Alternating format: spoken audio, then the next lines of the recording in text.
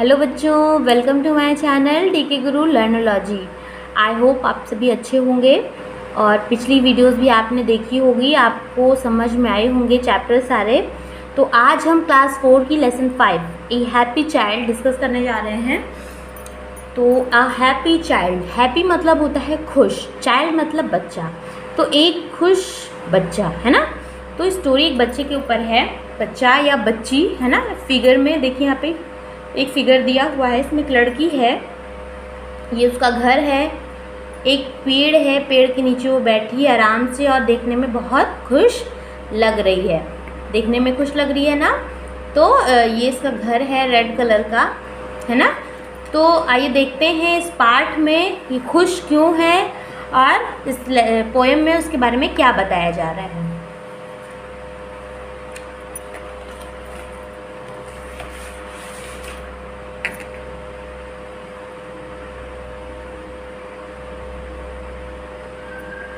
My house is red, माई मेरा house घर, is है रेड लाल रंग का।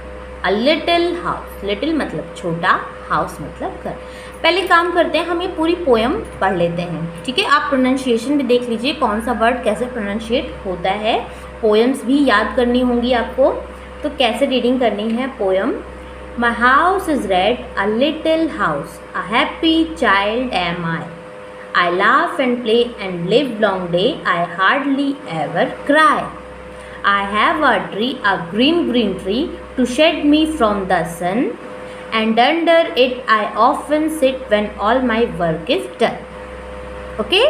तो प्रोनाउंसिएशन पता हो गया होगा आपको, राइमिंग वर्ड्स कहाँ पर हैं, कहाँ रुकना है, कैसे इसको सिंग करना है।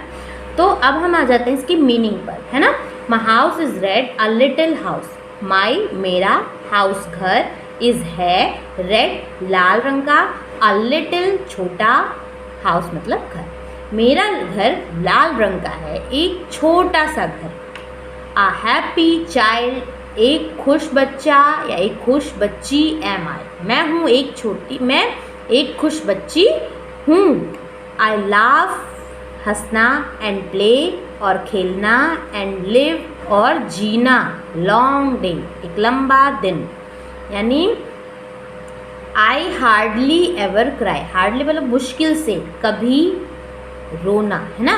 तो कहने का मतलब है कि मेरा एक घर लाल रंग का है और एक छोटा सा घर है और मैं एक खुश बच्चा हूँ। आई लाफ मैं हंसता हूँ या हंसती हूँ, एंड प्ले खेलती हूँ, एंड लिव लॉन्ग डे और अपने पूरे दिन को जीती हूँ, पूरे दिन को खुशी से जीती हूँ।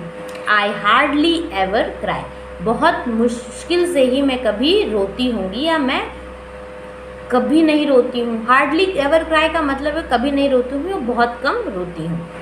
I have a tree, I have a tree मेरे पास एक पेड़ है, अ ग्रीन ट्री, और वो कैसा है, हरा हरा पौधा है, हरा हरा पेड़ है। To shade me from the sun, to shade, shade मतलब होता है छाया, है ना, छाया, फ्रॉम द सन यानी मुझे सूरज से वो छाया प्रदान करता है। एंड अंडर इट और मैं उसके नीचे, इट ऑफन सिट मैं उसके नीचे बैठती हूँ। When all my work is done, when जब, ऑल सभी, माई मेरा, वर्क काम, इज डन पूरा हो जाता है, ठीक है। तो मेरा काम जब पूरा हो जाता है न, तो मैं इस पूरे दिन इसके नीचे बैठती हूँ। तो ये पोएम जो है इस बच्चे के ऊपर है, ये कह रही है कि मेरा घर लाल रंग का है, बहुत छोटा सा है और मैं एक खुश बच्ची या बच्चा हूँ। मैं हंसते खेलते अपना पूरा दिन जीती हूँ या व्यतीत करती हूँ। I have hardly ever cry, मैं कभी कभी ही रोती हूँ, मैं मुश्किल से कभी रोती होंगी। आई हैव अ ट्री मतलब मेरे पास एक वृक्ष है जो कि हरा हरा वृक्ष है।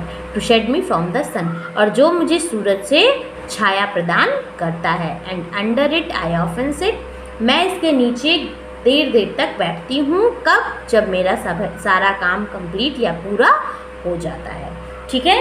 तो ये पोएम आप सभी को समझ में आ गई होगी, इसको आप याद कर लीजिएगा। एक बार फिर से हम ये पोएम गाते हैं एक साथ, आप भी इसको साथ में गाइएगा। ट्राई करिएगा। माई house is red, a little house, a happy child M I, I laugh and play and live long day, I hardly ever cry. I have a tree, a green tree, to shed me from the sun, and under it I often sit when all my work is done. Okay? तो ये poem किसकी है, किसने लिखी है poem? Cat Greenway, है ना। Greenway ने केट ग्रीनवे ने ये पोयम लिखी है। तो इसके नीचे आप देखेंगे कुछ वर्ड मीनिंग्स दी हैं और कुछ वर्ड मीनिंग्स मैंने लेसन के दौरान आपको बता दिए, उनको अपने नोटबुक में आप नोट कर लीजिएगा। फिर आ जाते हैं हम इसके एक्सरसाइज वाले पार्ट पे। इसका जो सॉल्यूशन है वो भी मैं आपको बता देती हूँ। ओके, उस पर भी हम डिस्कशन कर लेते हैं। तो यहाँ पर मैंने इसका हिंदी अनुवाद दे दिया है, ट्रांसलेशन कर दिया है। मेरा घर लाल है, एक छोटा सा घर, मैं एक खुश बच्चा हूँ, मैं हंसता हूँ और खेलता हूँ और लंबा दिन जीता हूँ। मैं शायद ही कभी रोता हूँ, मेरे पास एक पेड़ है, मुझे धूप से छाया देने के लिए एक हरा हरा पेड़ है और उसके नीचे मैं अक्सर बैठता हूँ जब मेरा सारा काम हो जाता है या ख़त्म हो जाता है या कंप्लीट हो जाता है। ओके, देन आ जाते हैं हम इसके एक्सरसाइज पे। Comprehension question, all the following, answer the following question, निम्नलिखित प्रश्नों के उत्तर दीजिए। Question number A, what is the colour of the happy child's house? What क्या इज़ है द कलर, रंग, ऑफ द हैप्पी चाइल्ड मतलब उस खुश बच्चे का घर, हाउस मतलब घर, उस खुश बच्चे के घर का कलर क्या था? तो the colour of the happy child house is red. उस खुश बच्चे के घर का रंग कैसा था? लाल रंग का था, रेड कलर का था। Question number B, what does the child do all day long?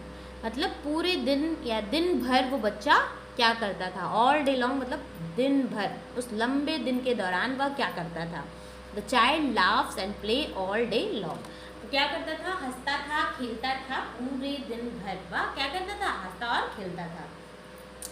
आ जाते हैं क्वेश्चन नंबर सी पे, where does the child sit when his work is done?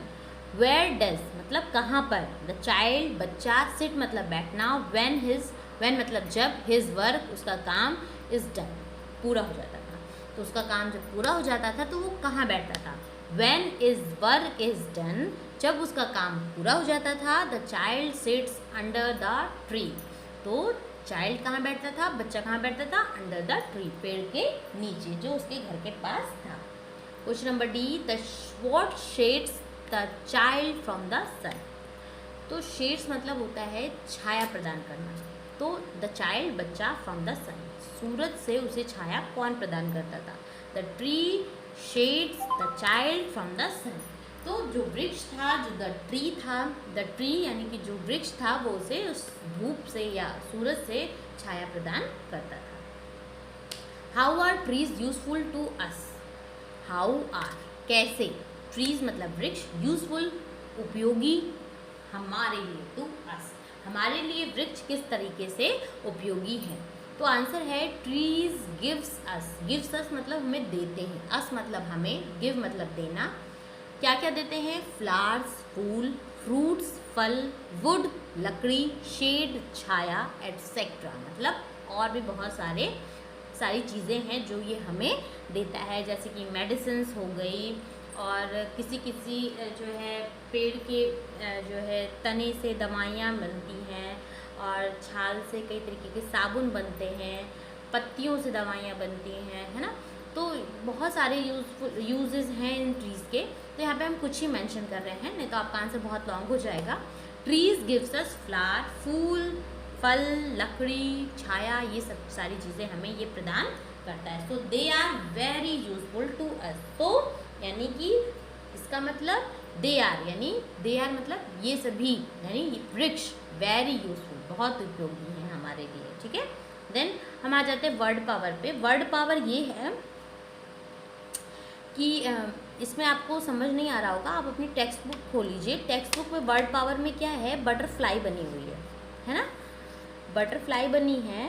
और बटरफ्लाई उसमें ऊपर क्वेश्चन है, make group of words that go together and write them in the space give below, one has been done for you. उसकी 2 wings हैं, दोनों wings में अलग अलग वर्ड्स लिखे हैं।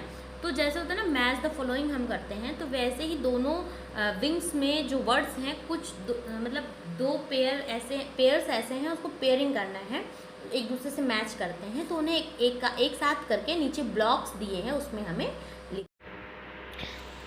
लिखना है। तो ये है, यहाँ पे दिया था अ वाइट और दूसरे कॉलम में यानी दूसरे विंग्स पे वर्ड्स लिखे थे sheet, flowers, eyes, wings, cheeks and egg. तो वाइट में भी एग है ना, तो अ वाइट एग, तो ये होगा कॉम्बिनेशन। तो इसका हम पेयरिंग बना के नीचे बॉक्स दिए हैं या कॉलम दिए उसमें लिख देंगे। नेक्स्ट है ब्यूटीफुल। तो ब्यूटीफुल क्या हो सकता है, sheet, flowers, eyes, wings, cheeks, eggs. तो ब्यूटीफुल फ्लावर्स भी हो सकता है वैसे, और आइज़ भी हो सकती है, लेकिन हमने यहाँ पे लिखा है beautiful flowers. Then lovely wings, a silk sheet, glowing cheeks, sparkling eyes, है ना, स्पार्कलिंग आइज हो गई। तो ये चैप्टर यहीं पे कंप्लीट होता है, और नेक्स्ट वीडियो में हम अगला चैप्टर डिस्कस करेंगे। Okay, bye bye.